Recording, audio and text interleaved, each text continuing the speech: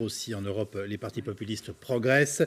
Et dans Berlin, la cosmopolite, ouverte sur le monde et même la multiculturelle, eh bien, le fameux parti AfD vient de passer de 0 à 14,2% des voix. Là aussi, ça n'est pas majoritaire, mais c'est une progression impressionnante. C'est la politique migratoire d'Angela Merkel qui a été clairement sanctionnée. Claire-Hélène Bousgarou.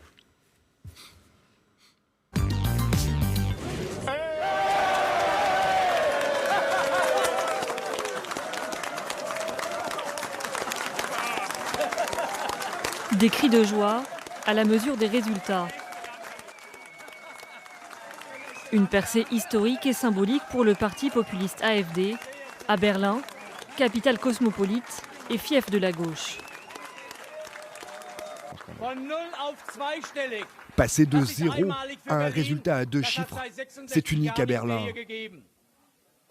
Cela n'est pas arrivé depuis 66 ans. Et quels sont les résultats? La grande coalition a été sortie. Pas encore au niveau fédéral. Mais ça sera pour l'année prochaine. Du jamais vu depuis la fin de la Seconde Guerre mondiale dans un pays qui faisait jusque-là figure d'exception. Ce jeune parti, né il y a 3 ans, a fait sauter un verrou. L'AfD, Alternative pour l'Allemagne, est aujourd'hui présente dans 10 des 16 parlements régionaux. Le parti a désormais les yeux tournés vers les législatives qui auront lieu dans 1 an. L'AfD pourrait faire son entrée au Bundestag. En attendant, le parti a infligé un revers à la chancelière qui paie le prix de sa politique d'accueil des réfugiés en Allemagne. Bien sûr que la position d'Angela Merkel a pesé. C'est notre chancelière et il est évident que la crise des migrants joue un grand rôle dans la tête des gens. C'est l'une des raisons qui explique ces résultats. Un nouveau coup dur pour la chancelière, obligée de s'expliquer ce matin devant la presse. Je suis la présidente du parti et je ne me détourne pas de mes responsabilités. J'accepte bien sûr ma part de responsabilité en tant que présidente du parti et chancelière. Si nous ne voulons pas que la situation de l'été dernier se répète, avec une immigration incontrôlée et non régulée, alors je dois me battre pour que cela n'arrive pas à nouveau. Personne ne veut que cela se reproduise.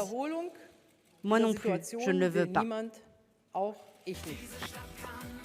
15 jours plus tôt, lors d'une autre élection régionale, la chancelière voyait son parti arriver en 3e position dans sa propre circonscription, derrière l'AfD. Elle essuyait quelques jours plus tard les sifflets des militants.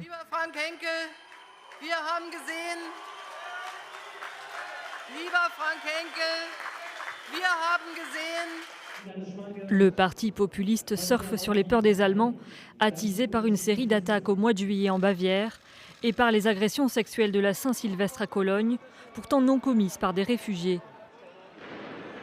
Face à ces craintes, Angela Merkel a infléchi son discours.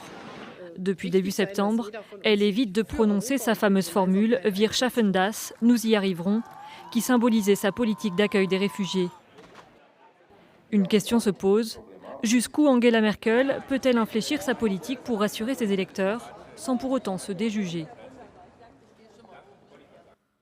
C'est quand même une affaire très importante.